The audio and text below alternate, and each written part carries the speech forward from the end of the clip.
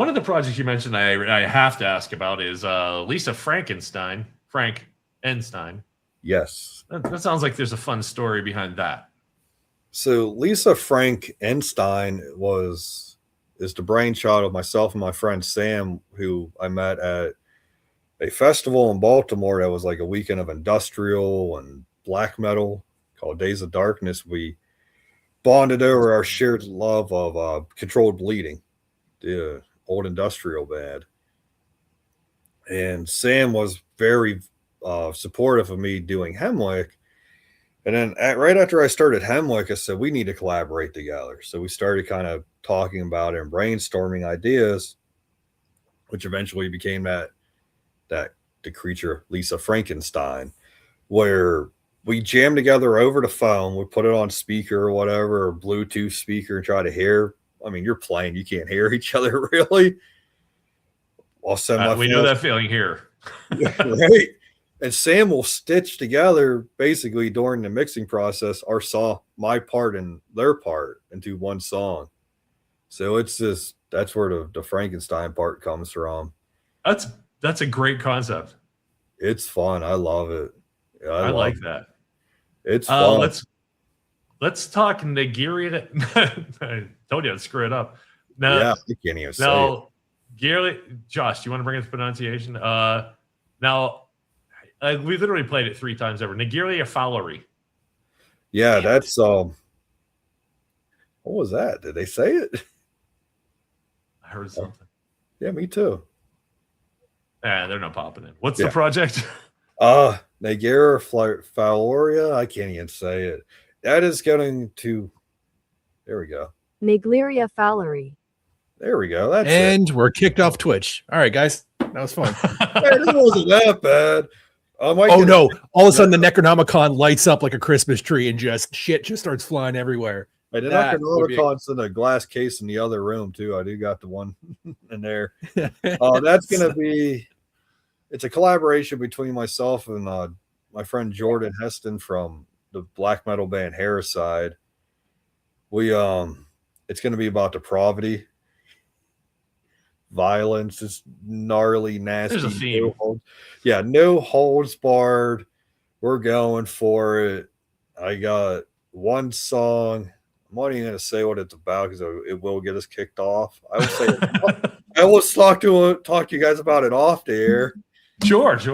But it's pretty gnarly. I remember sending it to him, and he's like, "Okay, I can figure out vocal parts for here, and here, and here. I want to do some choir parts here and this." I'm like, yeah, I'm into that. So it's slowly working into what it is, but it's going to be all about depravity and just grime and filth. And we're not restricting ourselves to one musical genre.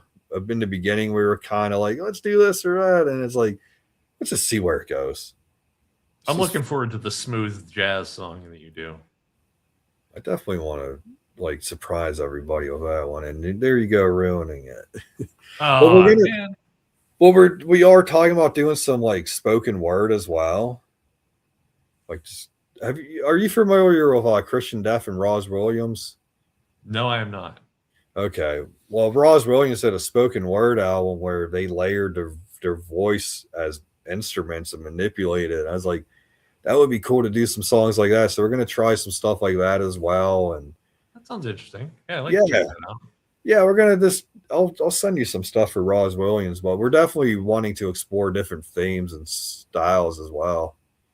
There's a Steve Vai's first album, Flexible. He took his kindergarten teacher reading and everybody's going to be happy, and you will be happy, and they will be happy, and I will be happy too because they are happy. And he turned the vocals into notes that he played with his guitar. So she's singing what is essentially spoken word. I wonder if it's anything like that, but probably more serious than he did with his.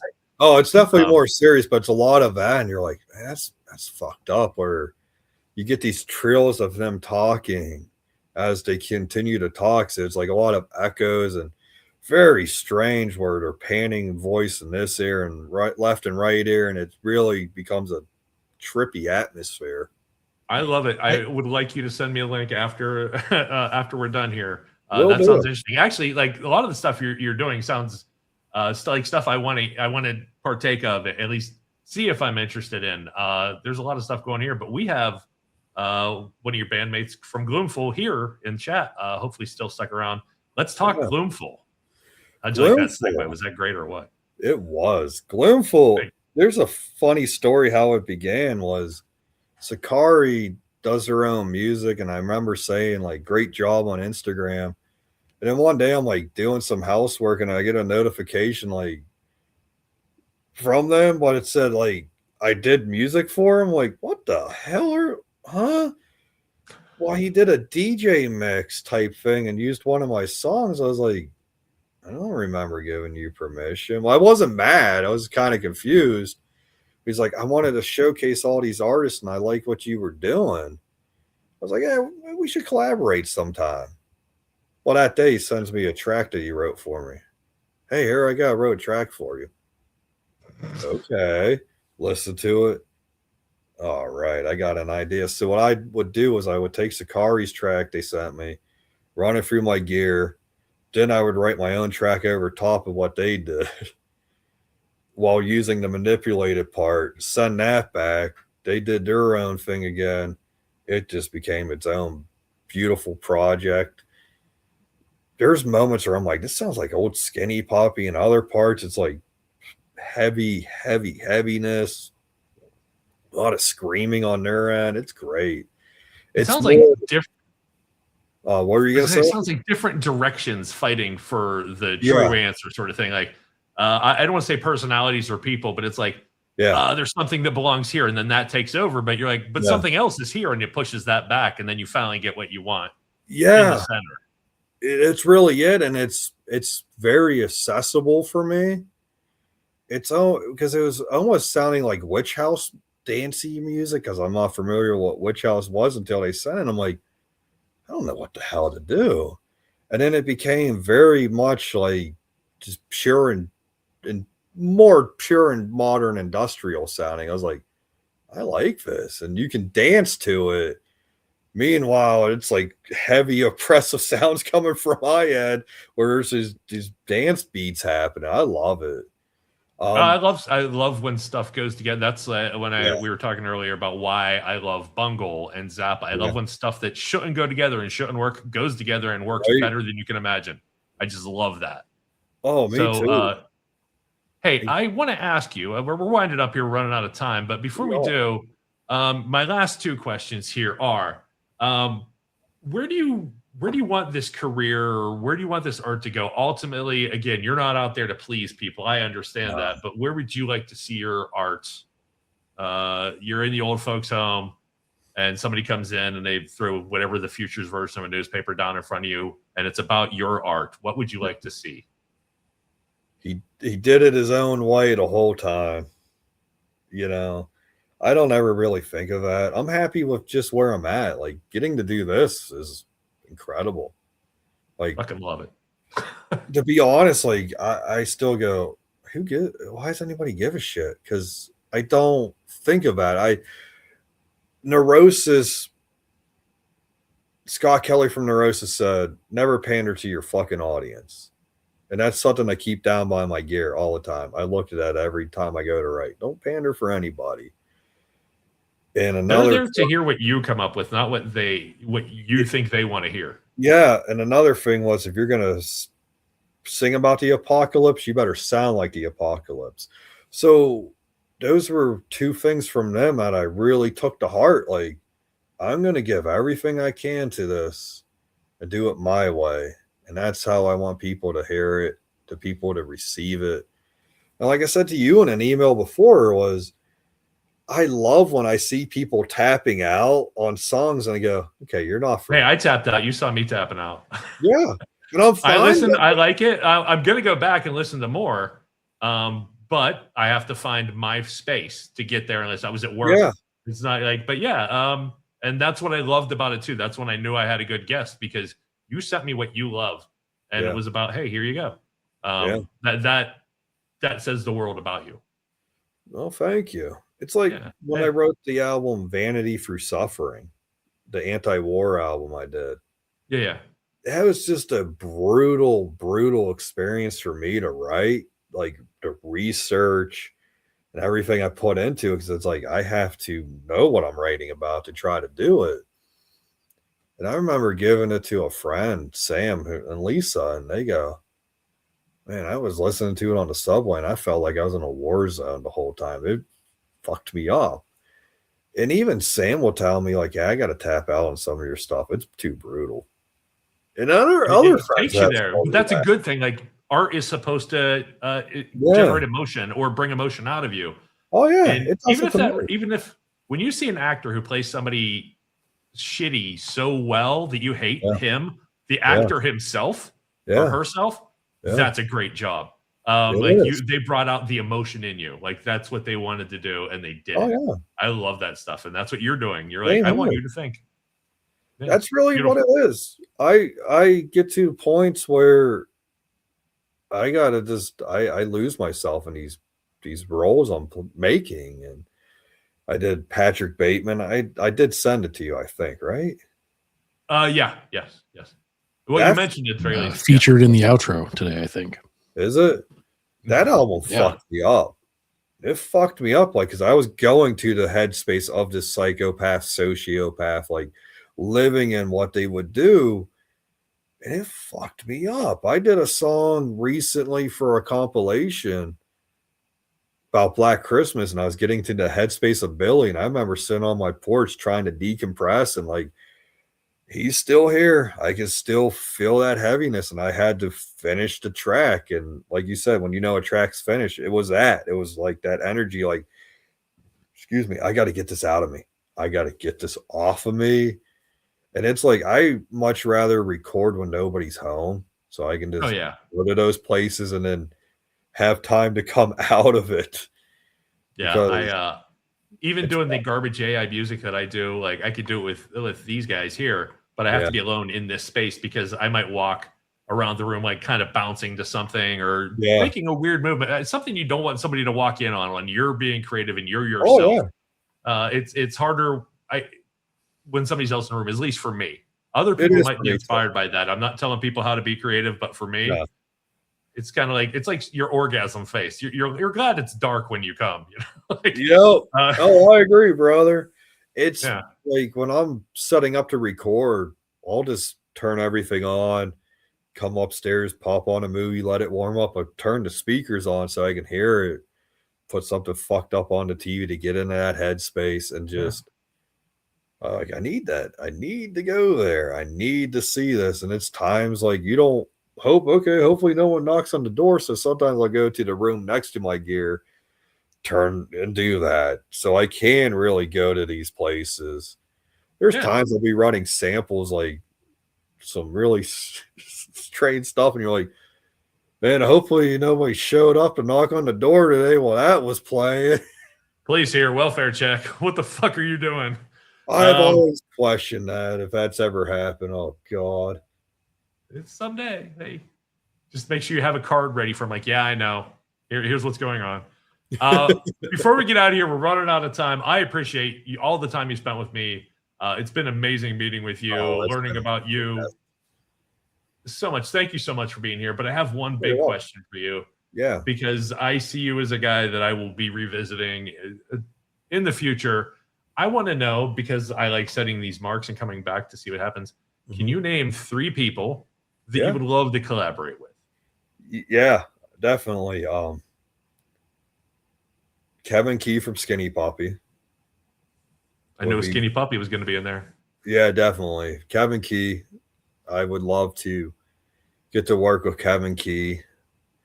Richard Ramirez of Black Leather Jesus, who's actually in Pittsburgh, lives in Pittsburgh now, since they were the first noise group I've ever heard was Black Leather Jesus. And Richard, someone I just look up to for their sound of just the pure raw density and the variety and the longevity.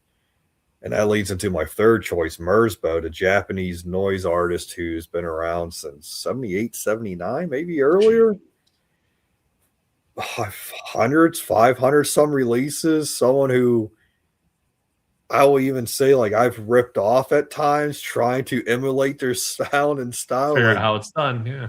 yeah, and it's like those three were like, So the it's quite trinity. possibly that guy has an 8-track, right? Yes, probably more, but it's I just Wurzbo to me would be like the holy grail to work with, and just still pumping out music to this day that's just incredible and groundbreaking in the genre of noise where you go, nobody does it like you. I mean, That's amazing. we all owe it to you. We all try to do you. So because you showed me this question earlier, and I sat there and thought about it. I'm at work doing my job and shit. I'm like, okay, who else would it be? I was like, maybe Trent Reznor. No, I couldn't work with Trent. I love Trent, but I don't want to work with Trent. You know, it was one of those. And I was like, You're coming up. You're finishing his project if you work with Trent. Is the other exactly, and that's really what it was. Where like Kevin, Richard, and Merzbow would be like, no, you're working with them. You're blending with them. And for me, it would be like I would be able to weave my sound into their sound, weave around what they're doing, and get to play in that world. And, collaborate, the actual collaboration part of it with somebody who gets what you're doing. Yeah, and that's my favorite thing, is having multiple collaborations happening with these different people and getting to play around with them and step out of my comfort zone instead of just with him. Like even with Lisa, I'll have to send you some Lisa stuff. It's not like you can tell. It's funny because I'll listen and go, is that me or Sam? Well, that's not me. That's Sam. Or is it? Like, I don't know, because I step out of my comfort. I don't want you to hear it and go, oh, that's Chris. Oh, that's Chris there. I want it to be, oh, no shit, that's different. I like that. I don't want to be a one-trick pony. That's what You are definitely not a one-trick pony. I just talking to you here, seeing your collection, having sampled your music, having just, you are, I knew, by the way, I do want to shout out to, is it David? I just met David Fairhead. Yeah, that's my boy. I met him in December. I should probably have. He's another blogger. Interviewed you, introduced us. Yeah. I want to shout out to him for introducing us. Yes. I'm glad you did. I'm glad you're the first person he recommended, and the first person I said absolutely, that's a great match. So I'm glad you're able to do the show. It was excellent meeting you. I'm sure someday we're not too far apart. We will meet in real life. Well, we will. See about having you back sometime as well. Thanks for doing the show, man. Oh, wait, we got a comment real quick. I'm glad it's dark when I come. Good song title. That is we're going to have to use that. Feel free. That's yours. Well, thank you. Yeah. David's fantastic. When I met him, it was like two peas in a pod. Just like when I met Sam. Just same way, like we're the same type. Same with Jordan. Like, it's just when you meet somebody like that, it's a great connection. And David's great, and his show, just like how we are, it's just having a conversation, having fun. And that's what I was talking about before with somebody else, was like, I don't want to go onto a show where it's just okay, next question. I want to have a conversation. I want to sit down and feel relaxed, and not just, you're a guest, you're on my show, here's how it goes, shut up and answer the question. I hate that. I started off with a much tighter script. I still write down things and what I want to talk about. But the important piece for me, and the thing that I love about doing this show and meeting people like you, is that I get to talk. I get to actually explore lives. And I finally quickly found questions are a great guideline. Yeah. But they're not often where, like, there's 30 things on my sheet that I didn't ask you or touch on. I care about getting your projects out and talking about what you do. But if you were in a bar, we would talk for hours about probably not even music. So here's to next time. Chris Carbone, everybody, Hemwick, and many other projects, and much more art. And just, you're an amazing person. Thank you for your time. You. Oh, thank you. Have a great night. Thanks, you as well. Have a great night, everybody. We're going to get out of here. We'll see you next week. We're back with another guest who, unless Josh has the graphic up, which I didn't do yet, so he doesn't. We're rebuilding up this season. We have some incredible guests coming up. You're going to love this year. Have a great night, everybody. Be safe out there. Stay warm.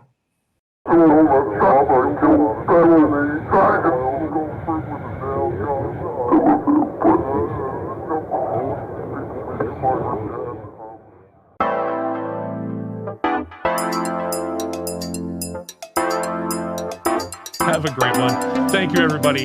Have a wonderful night. Be safe out there. Treat each other well.